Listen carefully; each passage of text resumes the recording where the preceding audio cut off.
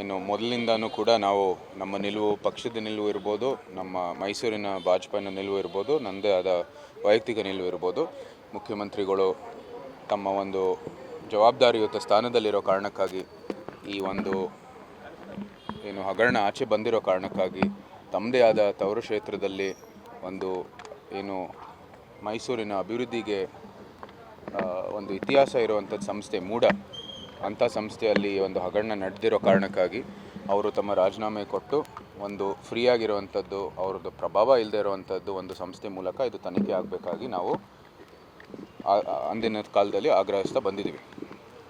ಈ ಸಂಬಂಧಪಟ್ಟಿರುವಂಥದ್ದು ಇಡಿಗೂ ಕೂಡ ಈ ಕೇಸ್ ಬಂತು. ಯಾಕಂದರೆ ಅವರ ಒಂದು ಏನು ಅಲ್ಲಿ ಡಿಸ್ಪ್ರಪೋರ್ಷನೇಟ್ ಏನು ಸೈಟ್ಸ್ದು ವಿಚಾರ ಬಂದಾಗ ಅವ್ರಿಗೂ ಕೂಡ ಅದು ಬಂದಿತ್ತು. ಆ ಸಮಯದಲ್ಲಿ ಅವರು ಕೂಡ ಒಂದು ತನಿಖೆ ಮಾಡಿದ ನಂತರ ಇದು ಹಗರಣ ಏನಿದೆ ಅತಿ ದೊಡ್ಡದು ಅಂತ ಹೇಳಿ ಅದು ಬರೀ ಈ ಏನು ಸಿದ್ದರಾಮಯ್ಯ ಅವರ 14 ಸೈಟ್ ಅಲ್ಲ, ಏನು 300 ಕೋಟಿ ಅಷ್ಟು ಹಗರಣ ಆಗಿರ್ಬೋದು. ನಂತರ ಏನು 142 ಏನು ಆಸ್ತಿ ಇದೆ, ಸ್ಥಿರಾಸ್ತಿಗಳನ್ನು ಏನೋ ಇದಾಗಬೇಕಾಗಿರೋದು ಅವರು ಕೂಡ ಭಾಳ ಸ್ಪಷ್ಟವಾಗಿ ಹೇಳಿದ್ದಾರೆ. ಈ ನಿಟ್ಟಿನಲ್ಲಿ ಮತ್ತೊಮ್ಮೆ ನಾವು ಆಗ್ರಹಿಸೋದು ಮುಖ್ಯಮಂತ್ರಿಗೆ, ದಯವಿಟ್ಟು ಅದು ಒಂದು ಜವಾಬ್ದಾರಿಯುತ ಸ್ಥಾನ, ಇದು ಭಾಳ ಇಡೀ ರಾಜ್ಯದ ಒಂದು ಸಮಸ್ತ ಕನ್ನಡಿಗರ ಒಂದು ಪ್ರತಿನಿಧಿಸುವಂಥದ್ದು ಕರ್ತವ್ಯ ಇದೆ ಆ ಸ್ಥಾನಕ್ಕೆ. ಸೊ ಆ ನಿಟ್ಟಿನಲ್ಲಿ ಅವರು ರಾಜೀನಾಮೆ ಕೊಟ್ಟು ಈ ತನಿಖೆ ಮುಗಿಯೋವರೆಗೂ ಅವರು ರಾಜೀನಾಮೆ ಕೊಟ್ಟು ಆ ತನಿಖೆ ಏನು ವರದಿ ಬರುತ್ತೆ ಅದರ ಒಂದು ಆಧಾರ ಮೇಲೆ ಮುಂದುವರಿಲಿ. ಯಾಕೆಂದರೆ ಈಗ ಇಡಿ ಕೊಟ್ಟಿರುವಂಥ ಪ್ರಸ್ತುತದಲ್ಲಿ 14 ಸೀಟು ಅಕ್ರಮ ಅನ್ನುವಂಥದ್ದು ಕ್ಲಿಯರ್ ಮಾಡಿದ್ದಾರೆ. ಅಲ್ಲಿಗೆ ಒಂದೊಂದು ತನಿಖೆ ಮುಗಿದೋ ರೀತಿಯಲ್ಲಿ ಕಾಣ್ತಾ ಇದೆಯಲ್ಲ. ತನಿಖೆ ಮುಗಿಯೋದು ಇನ್ನೂ ತನಿಖೆ ಮುಗ್ದಿರೋದು ಬರೀ ಇದು ಫೈಂಡಿಂಗ್ ಬಂದಿರೋದು ಇನ್ನು ಮುಂದೆ ತನಿಖೆ ಆಗಬೇಕಾಗಿದೆ. ಯಾವ ರೀತಿ ಅದು ಪಡ್ಕೊಂಡ್ರು ಅದು, ಮತ್ತು ಇದು ಆ 50-50 ಹೈಟ್ ನಿವೇಶನದಲ್ಲಿ ಯಾರ್ಯಾರು ಅಡ್ವಾಂಟೇಜ್ ತೊಗೊಂಡಿದ್ದಾರೆ ಇತ್ಯಾದಿ ಎಲ್ಲ ಭಾಳಷ್ಟು ಇದೆ ಅದು ತನಿಖೆ ಮಾಡೋದು. ಇದಕ್ಕೇನು ಅಂತ್ಯ ಇಲ್ಲ. ಹಿಂದೆನೂ ಸಹ ಅವರು ಸೈಟು ತಿರ್ಗಾ ಅದು ರಿಟರ್ನ್ ಮಾಡಿರೋ ಕಾರಣಕ್ಕಾಗಿ ತನಿಖೆ ಮುಗಿಯಲ್ಲ. ಏನೋ ತಪ್ಪಾಗಿದ್ದರೆ ಸಂಪೂರ್ಣವಾದ ಒಂದು ತನಿಖೆ ಆಗಬೇಕಾಗಿದೆ. ಇಲ್ಲಿಗೆ ವಿಚಾರ ಏನೂ ಮುಗ್ದಿಲ್ಲ ಮತ್ತು ಅವರು ಒಪ್ಕೊಂಡಿದ್ದಾರೆ. ಸೈಟು ಏನು ಪುನಃ ರಿಟರ್ನ್ ಮಾಡಿರೋ ನಂತರ ಅದು ಒಪ್ಕೊಂಡಿದ್ದಾರೆ, ಇಂಥ ಒಂದು ತಪ್ಪಾಗಿದೆ ಅಂತ, ಇಂಥ ಒಂದು ಹಗರಣ ನಡೆದಿದೆ ಅಂತ ಅವ್ರು ಒಪ್ಕೊಂಡಿದ್ದಾರೆ.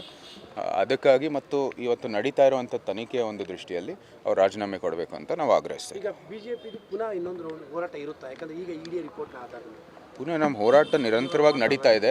ಏನು ರೌಂಡ್ಗಳು ಏನಿಲ್ಲ, ನಿರಂತರವಾಗಿ ನಮ್ಮ ಹೋರಾಟ ನಡೀತಾ ಇದೆ, ಕಾನೂನಾತ್ಮಕವಾಗಿ ಮುಂದುವರಿತಾ ಇದೆ.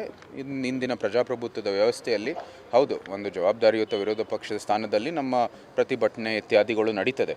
ಆದರೂ ಸಹ ಕಾನೂನಾತ್ಮಕವಾದ ಒಂದು ವರದಿಯ ಮೂಲಕ ಇದಕ್ಕೆ ಒಂದು ಅಂತ್ಯ ಬರುತ್ತೆ. ಯಾಕಂದರೆ ಸಿದ್ದರಾಮಯ್ಯನವರು ಈಗಲೂ ಹೇಳ್ತಾ ಇರುವಂಥದ್ದು ಇದು ರಾಜಕೀಯ ಷಡ್ಯಂತ್ರದ ಫಲ ಅಷ್ಟೇ ಅನ್ನುವಂಥದ್ದು ಈಗಲೂ ಅವರು ಅದು ನಿಜ ಅಂದರೆ ಅವರು ರಾಜೀನಾಮೆ ಕೊಟ್ಟು ತನಿಖೆ ನಡೆಸಲಿ. ಇಂಥ ಒಂದು ಫ್ರೀ ಆಗಿರುವಂಥದ್ದು ಓಪನ್ ಸೋರ್ಸಲ್ಲಿ ಅವರ ತನಿಖೆ ಮೂಲಕ ಅವರ ಇದು ಏನು ಅದು ಸ್ಪಷ್ಟವಾಗಿ ಬರಲಿ ಅವರ ಹೇಳಿಕೆ. ನೈತಿಕ ಹೊಣೆ ಹೊರಬೇಕಂದ್ರೆ ಅವರು ಇಂಥ ಒಂದು ವರದಿಯ ಮೂಲಕ ಅದು ಬರಬೇಕಾಗಿದೆ.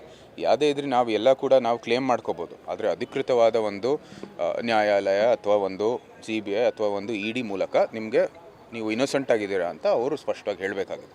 ಸರ್, ಈಗ ಮೂಡ ಕ್ಲೀನ್ ಆಗ್ತಾ ಇದೆ ಅಂತ ಅನ್ನಿಸ್ತಾ ಇದೆ ಸರ್. ಯಾಕೆ ಈ 140 ಆಸ್ತಿ ಜಪ್ತಿಯಾಗಿದೆ, ಮೂಡ ಕ್ಲೀನ್ ಆಗಬೇಕು.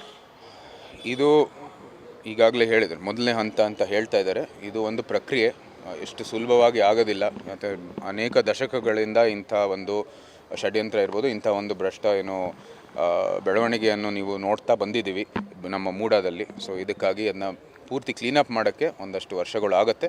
ಆದರೆ ಕೆಲವು ನಿರ್ದೇಶನಗಳು ತಗೊಂಡಿದ್ದಾರೆ, ಅದು ನಾವು ಸ್ವಾಗತ ಮಾಡ್ತೀವಿ.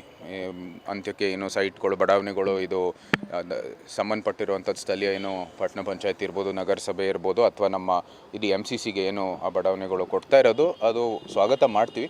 ಆದರೂ ಸಹ ಅದು ಇಲ್ಲಿಗೆ ಅಂತ್ಯ ಅಲ್ಲ, ಇನ್ನು ಅದರ ಅಭಿವೃದ್ಧಿ ಆಗಬೇಕಾಗಿದೆ. ಅಭಿವೃದ್ಧಿ ಲೆಕ್ಕದಲ್ಲಿ ಕೆಲವು ಹಿನ್ನಡೆ ಆಗಿದ್ದಾವೆ. ಅಲ್ಲಿ ಮೂಡ ಕಲೆಕ್ಟ್ ಮಾಡಿರುವಂಥದ್ದು ಸೆಸ್ಸು ಇರ್ಬೋದು, ಅದು ಕೂಡ ಅದನ್ನ ಉಪಯೋಗಿಸಿಲ್ಲ. ಬರೀ ಒಂದು ನಮ್ಮ ಬೋರ್ವೆಲ್ ಇದು ನಿರ್ಮಾಣ ಮಾಡಿದ ನಂತರ ಅವರು ಸೈಟನ್ನು ಕೊಟ್ಟಿದ್ದಾರೆ. ಅಲ್ಲಿ UGD ಇಲ್ಲ, ವಿದ್ಯುತ್ ಇಲ್ಲ, ಇತ್ಯಾದಿ ಎಲ್ಲ ಇಲ್ಲ. ಸೊ ಇದು ಕ್ಲೀನಪ್ ಮಾಡೋದು ಭಾಳ ಒಂದು ಸಮಯ ಆಗುತ್ತೆ. ಮತ್ತು ಅದು ನಮ್ಮ ಅಲ್ಲಿ ಸಂಗ್ರಹಿಸಿರುವಂಥದ್ದು ಸೆಸ್ಸು ಕೂಡ ಎಲ್ಲಿ ಹೋಗಿದೆ ಅಂತ ನಾವು ಪ್ರಶ್ನೆ ಮಾಡಲೇಬೇಕು.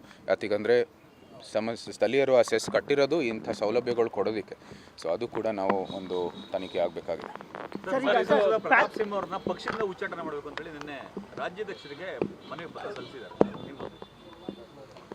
ಅವರ ಹಿಂದಿನ ಒಂದು 3-4 ತಿಂಗಳಿಂದ ಏನೇನು ಚಟುವಟಿಕೆಗಳು ಮಾಡ್ತಾ ಇದ್ದಾರೆ ಅದರ ವಿರುದ್ಧವಾಗಿ ಇಲ್ಲಿ ಕಾರ್ಯಕರ್ತರು ಅದು ಇಷ್ಟಪಟ್ಟಿಲ್ಲ ಅಂತ ಭಾಳ ಸ್ಪಷ್ಟವಾಗಿ ಅವ್ರು ಹೇಳಿದ್ದಾರೆ. ಅವರು ಮಾಜಿ ಸಂಸದರಾಗಿ ಅದು ಕೂಡ ಒಂದು ಗೌರವ ಇದೆ ಆ ಸ್ಥಾನಕ್ಕೆ. ಪಕ್ಷದ ಒಂದು ಚೌಕಟ್ಟಿನಲ್ಲಿ ಎಲ್ಲರೂ ಕೆಲಸ ಮಾಡಬೇಕಾಗಿದೆ. ನಾವು ಕೂಡ ಸಂಸದರಾಗಿ ಪಕ್ಷದ ನಿಲುವು ಮೂಲಕ ಪಕ್ಷದ ಒಂದು ಚೌಕಟ್ಟಿನಲ್ಲೇ ಕೆಲಸ ಮಾಡಬೇಕಾಗಿದೆ. ಅದು ಭಾಳ ಸ್ಪಷ್ಟವಾಗಿರುವಂಥದ್ದು. ಆ ನಿಟ್ಟಿನಲ್ಲಿ ಕಾರ್ಯಕರ್ತರು ನಾವು ಹಾಗೇ ಆಗುತ್ತೆ. ಯಾಕೆಂದರೆ ನಾವೆಲ್ಲರೂ ಒಗ್ಗಟ್ಟಾಗಿ ನಿಂತಿರುವಂಥದ್ದು ಅವ್ರಿಗೆ ಬೇಕಾಗಿರೋದು ಎಲ್ಲಕ್ಕಿಂತ ಮುಖ್ಯವಾಗಿ. ನಾವು ರಾಜ್ಯದಲ್ಲಿ ವಿರೋಧ ಪಕ್ಷದ ಸ್ಥಾನದಲ್ಲಿದ್ದೀವಿ. ಅಧಿಕಾರ ಇಲ್ಲದೇ ಇರೋ ಸಮಯದಲ್ಲಿ ಇಂಥ ಒಂದು ಒಗ್ಗಟ್ಟು ಪ್ರದರ್ಶನ ಆಗಬೇಕಾಗಿರೋದು ಎಲ್ಲಕ್ಕಿಂತ ಮುಖ್ಯ. ಸೊ ಈ ನಿಟ್ಟಿನಲ್ಲಿ ಈ ಕಾರ್ಯಕರ್ತರು ಇಂಥ ಬೇಡಿಕೆಗಳು ಕೊಟ್ಟಿದ್ದಾರೆ.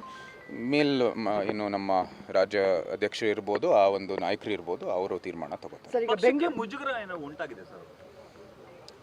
ನೋಡಿ, ನಾವು ಎಲ್ಲ ಏಕತೆಗಾಗಿ ನಾವು ಎಲ್ಲರಲ್ಲೂ ಮನವಿ ಮಾಡೋದು, ಅವ್ರು ವಿನಂತಿ ಮಾಡೋದು ಯಾವಾಗಲೂ ಸಹ, ಇವತ್ತುವರೆಗೂ ಸಹ ನಾವು ಯಾರೇ ಇರಲಿ, ಪ್ರತಾಪ್ ಸಿಂಹ ಒಬ್ಬರೇ ಅಲ್ಲ, ಯಾರೇ ಇರಲಿ ಅವ್ರ ಜೊತೆ ಕೂತ್ಕೊಂಡು ಏನೇ ಸಮಸ್ಯೆ ಇದ್ದರೆ ಅದು ಬಗೆಹರಿಸ್ಬಿಟ್ಟು ನಾವು ಒಗ್ಗಟ್ಟಾಗಿ ಮುಂದುವರಿಯುವಂಥದ್ದು ನಾವೆಲ್ಲರೂ ಯಾವತ್ತೂ ಹೇಳೋದು. ಅದೇ ರೀತಿ ನಾವು ಸಹ ಮೈಸೂರಲ್ಲಿ ಮುಂದುವರಿತೀವಿ. ಬೆಂಗಳೂರು ಪ್ಯಾಲೇಸ್ ರಸ್ತೆ TDR ವಿಚಾರವಾಗಿ ಸುಪ್ರೀಂ ಕೋರ್ಟ್ಗೆ ಅರ್ಜಿ ಹಾಕೋಕ್ಕೆ ಕ್ಯಾಬಿನೆಟ್ ಒಪ್ಪಿಗೆ ಆಗಿದೆ ಸರ್. ನಮ್ಮ ಅರಮನೆ ವಿಚಾರದಲ್ಲಿ ನಾನು ಆಗಲೇ ಹೇಳಿದ್ದೀನಿ, ಅದು ಕಾನೂನಾತ್ಮಕವಾಗಿ ಮುಂದುವರಿಯುತ್ತೆ. ನಾನೇನು ಈ ಸಂಸದರ ದೃಷ್ಟಿಯಲ್ಲಿ ಅದಕ್ಕೇನು ನಾನು ಭಾಗವಹಿಸೋದಿಲ್ಲ. ನಮ್ಮ ತಾಯಿಯವರು ಅರಮನೆ ಕಚೇರಿ ಏನಿದೆ ಅದಕ್ಕೆ ಅವರು ನಿರ್ಣಯ ತಗೋತಾರೆ. ಅದೇ ರೀತಿ ಅದು ಮುಂದುವರಿಯುತ್ತೆ. ಸಿದ್ದರಾಮಯ್ಯ ಸರ್ಕಾರ ಬಂದಾಗಲೇ ಆ ವಿಚಾರ ಟ್ರಿಗರ್ ಆಗುವಂಥ ಅರಮನೆ ಇದು ಸಮಸ್ಯೆಗಳು ಜಾಸ್ತಿ ನೀವು ಗಮನ ಹರಿಸ್ತಾ ಇರೋ ಕಾರಣಕ್ಕಾಗಿ ನಾವು ಕೂಡ ಇದು ರಾಜಕೀಯ ಒಂದು ವೃತ್ತಜೀವನ ಶುರುವಾಗಿದ ನಂತರ ಇದು ನಿರಂತರವಾಗಿ ನಡೀತಾ ಇರೋದು. ಇದೇನು ನಾವು ಸಂಸದರಾಗಿರೋ ಕಾರಣಕ್ಕಾಗಿ ಅವರು ಜಾಸ್ತಿ ಮಾಡ್ತಾ ಇದ್ದಾರೋ ಕಡಿಮೆ ಮಾಡ್ತಾ ಇರೋದು ಅಂತ ನಮಗೆ ನಿಜಕ್ಕೂ ಆ ರೀತಿಯ ಏನು ನಿಲುವಿಲ್ಲ. ಆದರೂ ಸಹ ಇದು ನಿರಂತರವಾಗಿ ಇಂಥ ಒಂದು ಕೇಸ್ಗಳು ಬರ್ತಾ ಇರುತ್ತೆ. ಸರ್ಕಾರದಿಂದ ನಮ್ಮ ವಿರುದ್ಧವಾಗಿ ಇಂಥ ಒಂದು ನ್ಯಾಯಾಲಯದಲ್ಲಿರ್ಬೋದು, ಇಂಥ ಒಂದು ನಮ್ಮ ಆಸ್ತಿಯನ್ನು ಅವರು ಸರ್ಕಾರಿ ಆಸ್ತಿ ಅಂತ ಕ್ಲೇಮ್ ಮಾಡುವಂಥದ್ದು ಕೆಲಸವನ್ನು ನಿರಂತರವಾಗಿ ಮಾಡ್ತಾ ಬಂದಿದ್ದಾರೆ. ಕಾಂಗ್ರೆಸ್ ಸರ್ಕಾರ ಬಂದಲ್ಲಿ ಈ ಥರ ಜಾಸ್ತಿ ಆಗುತ್ತೆ. ಆ ಥರ ಏನಿಲ್ಲ. ಶುರುವಾಗಿದ್ದು 90s ಇದು ಮುಖ್ಯಮಂತ್ರಿ ಅವರು ಆವಾಗ JDS ಅಲ್ಲಿದ್ದರು. ಅವರೇ ಈ ಎರಡು ಆಕ್ವಿಸಿಷನ್ ಆ್ಯಕ್ಟ್ಗಳು, ಮೈಸೂರು ಅರಮನೆ ಇರ್ಬೋದು, ಬೆಂಗಳೂರು ಅರಮನೆ ಇರ್ಬೋದು, ಅವರೇ ರಚನೆ ಮಾಡಿದ್ದು ಅಂತ ಎಲ್ಲರಿಗೂ ಗೊತ್ತಿದೆ. ಅಲ್ಲಿಗೆ ಅದು ನಿರಂತರವಾಗಿ ನಡೀತಾ ಇದೆ. ಒಂದೊಂದು ಸರ್ಕಾರ ಬಂದಾಗೆ ಅದು ಒಂದು ಸ್ವಲ್ಪ ಪರಿಹರಿಸಲಾಗ್ತಾಯಿತ್ತು, ಒಂದು ಸ್ವಲ್ಪ ಹಿನ್ನಡೆನೂ ಆಗ್ತಾಯಿತ್ತು. ಆದರೂ ಸಹ ನ್ಯಾಯಾಲಯದಲ್ಲಿ ಭಾಳ ಸ್ಪಷ್ಟವಾಗಿದೆ ಆದೇಶ, ಈ TDR ಕೊಡಲೇಬೇಕು ಅಂತ. ಅವರು ಅದೇನಾದರೂ ಅವರ ನಿಲುವಿದೆ ಅವರು ತೀರ್ಮಾನ ಮಾಡ್ಕೊಂಡು ಅವ್ರು ಮುಂದುವರಿತಾರೆ. ಅದೆಲ್ಲನೂ ಕೂಡ ನಮಗೆ ಆದೇಶ ಬರೋದು, ನಮಗೆ ನಿರ್ದೇಶನ ಬರೋದು ನಮ್ಮ ಕೋರ್ಟಿಂದಾನೆ, ಸುಪ್ರೀಂ ಕೋರ್ಟ್. ಟಾರ್ಗೆಟ್ ಆಗ್ತಾ ಇದ್ದಾರೆ. ಇದೇನು ನಾನು ಬಂದಿರೋ ಕಾರಣಕ್ಕಾಗಿ ಅದು ಟಾರ್ಗೆಟ್ ಆಗ್ತಾ ಇಲ್ಲ. ಇದು ನಿರಂತರವಾಗಿ 25-30 ವರ್ಷದಿಂದ ಆಗ್ತಾ ಇರೋದು.